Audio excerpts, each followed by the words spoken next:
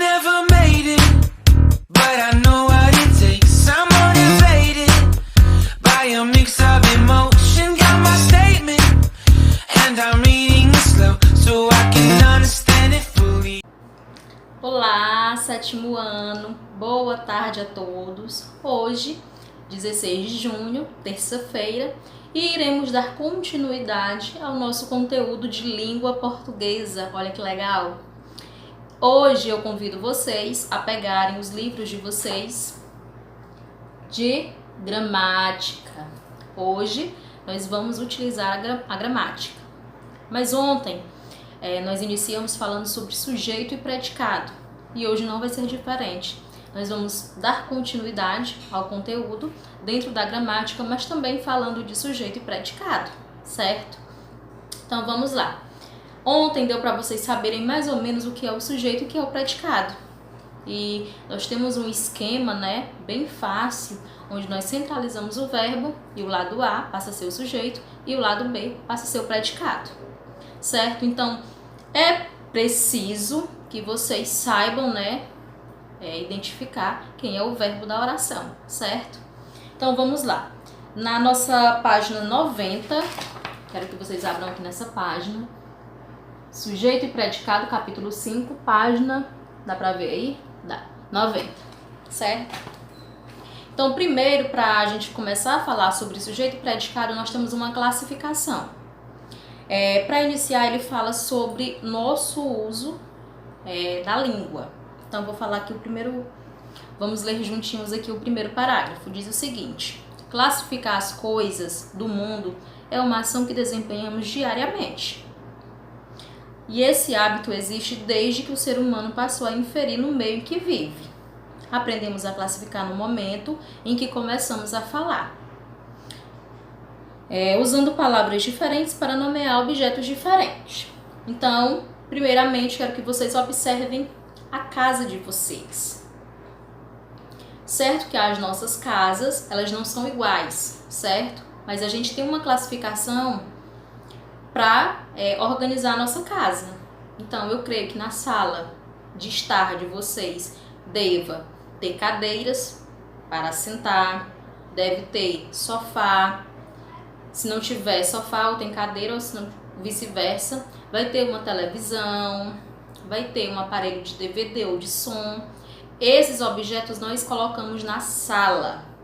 No quarto nós colocamos a cama, o guarda-roupa, o ventilador, o ar-condicionado. Vai depender muito da casa de cada um, certo? Mas nós temos uma denominação para cada cômodo da nossa casa. Olha que interessante, dentro da língua a gente também classifica as palavras por critérios. Aí nós temos aqui. Essa leitura vocês vão fazer ela em casa, vai falar sobre isso que nós acabamos de falar, sobre como a gente define os cômodos da casa, como a gente escolhe colocar o que na cozinha, o que na sala, o que no quarto. Aí nós temos assim: quando vamos classificar algo, precisamos escolher algumas características que nos permitam juntar ou separar os objetos. Logo, precisamos estabelecer um critério de classificação. Por exemplo, se você quisesse classificar os chocolates ao lado, vocês percebam aí que tem um potinho de chocolate do lado do livro de vocês e tem assim.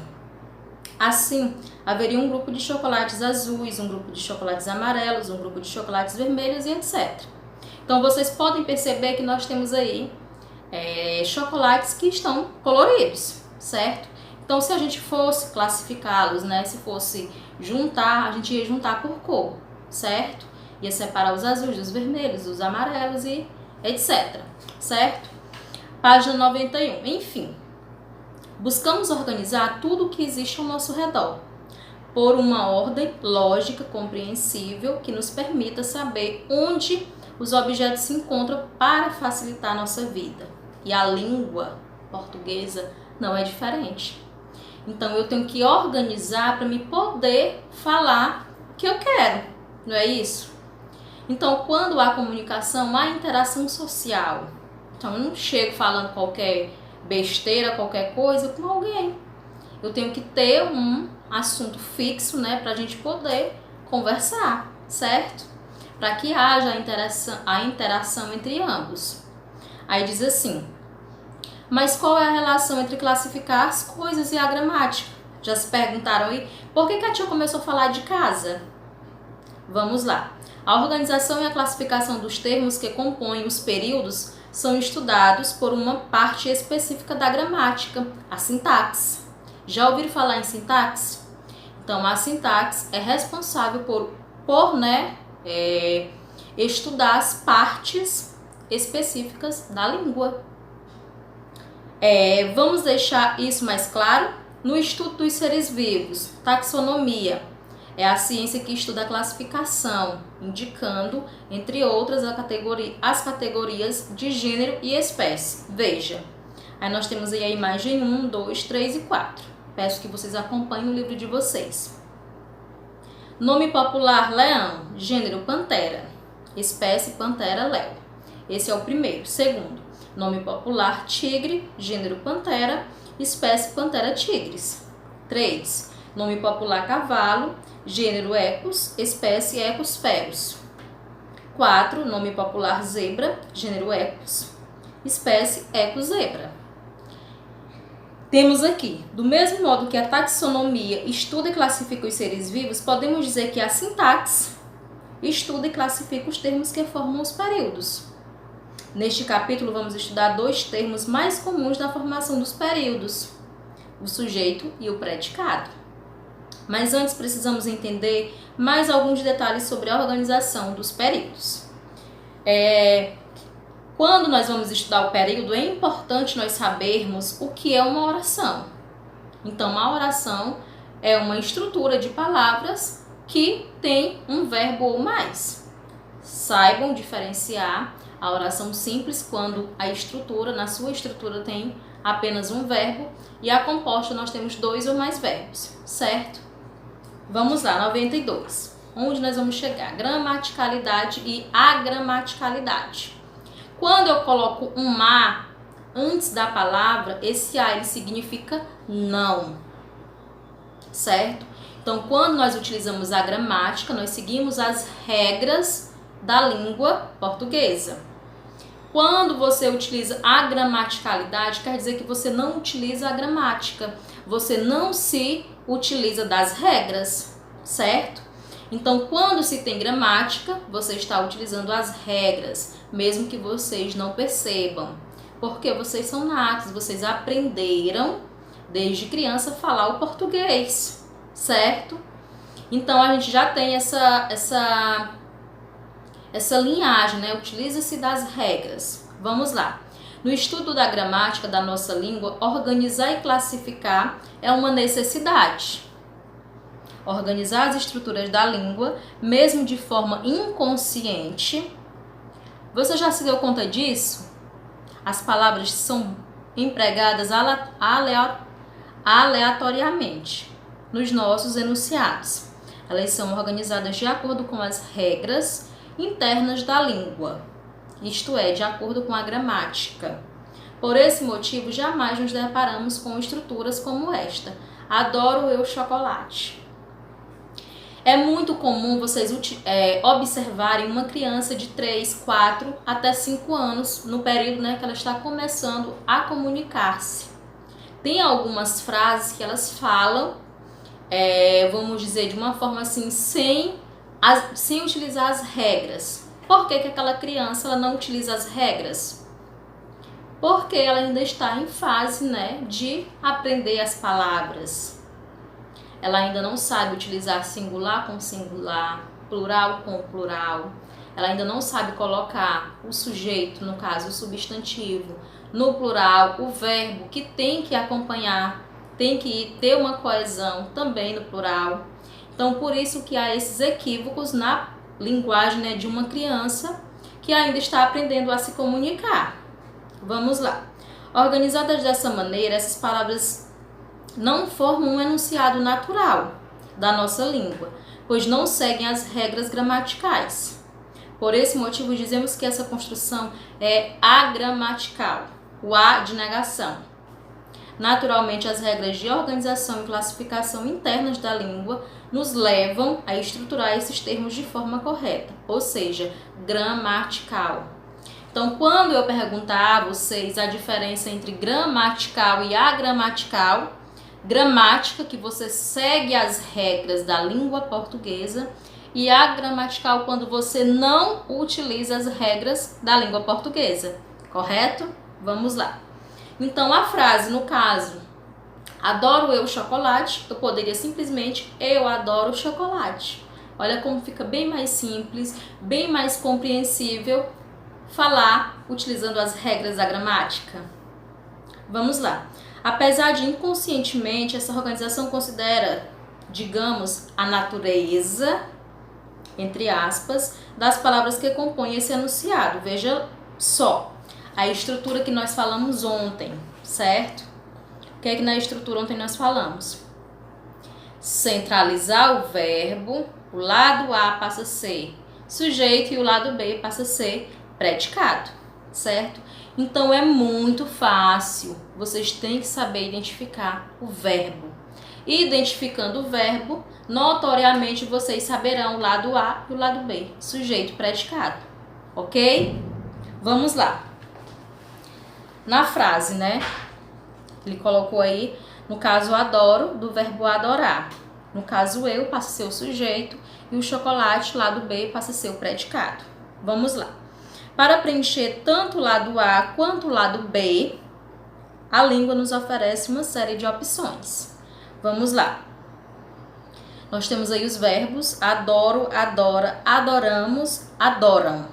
Percebam lá. Lado A e lado B. Nós temos uma infinidade de opções que nós podemos fazer a troca. Vamos lá. Eu adoro chocolate. Agora vocês vão me dizer, quando eu digo eu adoro chocolate, quem é o lado A? Eu adoro, verbo, lado B, chocolate vai ser o predicado. Percebam que sempre o meio são os verbos, o lado A sempre é o sujeito e o lado B é o predicado. Vai ser bem fácil, prestem atenção. Lia adora feijoada.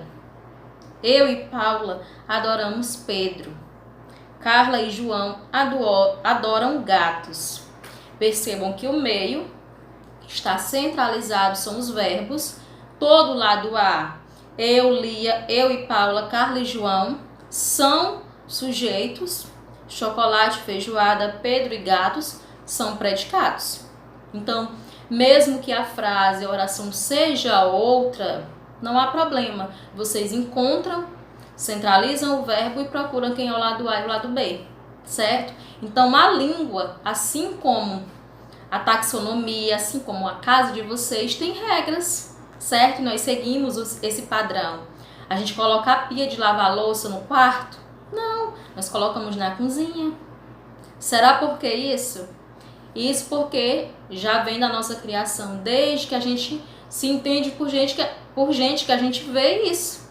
Os nossos pais, os nossos avós, isso é de geração em geração, certo? Vamos lá. Como você pode ver, A e B são ocupados por termos que têm valor substantivo, mas não é qualquer substantivo que pode ocupar esses lugares. Há outras regras e até relações de sentido que limitam a possibilidade de organização dos termos. Do mesmo modo que uma escova de cabelo não é guardada na geladeira, certas palavras não podem ser colocadas nos lugares A e B. Em um contexto denotativo. Lembram lá do contexto da denotação, o sentido real, o sentido lá dos dicionários. Construções como estas são agramaticais. Então, não é qualquer palavra que você poderá colocar no lado A e você vai seguir as regras, certo? Aqui diz, chocolate adoram nós. Perceba que a frase lá não tem coesão. Feijoada adora Lia e Newton. Carla e João respiram água. As pedras comem feijoada. Que frases estranhas podem me falar, né? Mas não é porque elas são estranhas. É porque elas não estão seguindo a regra da língua portuguesa. Elas são agramaticais, certo? Então, quando vocês ouvirem palavras no sentido gramatical, gramaticalidade da língua, são as regras. E elas são seguidas, mesmo que a gente não perceba diariamente nas nossas falas. Quando vocês escutarem, ouvirem o termo agramaticalidade, quer dizer que você não se utiliza das regras daquela língua, certo? E por isso as frases elas não terão coesão, elas não terão, vamos dizer assim, elas não vão nos passar uma informação, certo? O enunciado ele não vai ser comunicativo, certo? Aí nós temos um quadrinho aí que é muito interessante. Aprenda mais. Denotação. Corresponde ao sentido literal das palavras. Sabem lá aqueles significados lá do dicionário? São os sentidos denotativos. Quando se fala o sentido real daquela palavra, literal. A conotação que vocês estudaram lá no 6º ano. Conotação ocorre quando uma palavra não é usada em seu sentido literal. Ela é o contrário da denotação. Portanto, a conotação diz respeito a uma maneira pessoal de ver o mundo, as pessoas e as situações. Assim, em um contexto denotativo, não faz sentido dizer, por exemplo, aquele homem é um gato, pois o ser humano não pode ser um felino. Mas, em um contexto conotativo, essa frase é possível. Nesse caso, a palavra gato significa bonito e indica uma maneira de ver particular de quem fala. Então, como eu já falei com vocês algumas vezes, nós falamos que a língua portuguesa ela é riquíssima em significados. Então, a denotação, o sentido real, no caso eu falasse que o homem é um gato, ela não entraria em contexto, porque não tem como ele ser um animal sendo um ser humano, certo? Mas no sentido conotativo, essa frase ela tem contexto. Por quê? Se eu me refiro que aquele homem é um gato, eu vou na fofura, na beleza, certo? Daquele gato. Então, o sentido conotativo, as figuras de linguagem, elas estão aí para isso. Lembram lá quando vocês estudaram no 6º ano? Metonímia, metáfora, hipérbole, eufemismo, pleonasmo e outras mais, certo? Então, as figuras de linguagem, vocês podem brincar, né, com o significado das palavras. Não utilizar sempre o sentido real, ok? E a nossa aula de hoje é só. Amanhã nós damos continuidade, ainda falando sobre sujeito e predicado. Espero que tenham gostado, tenham aprendido. Gostaria que vocês fizessem uma leitura aqui dentro, né, dessa página que não foi falado toda, página 90 até a 93 que nós estamos, só até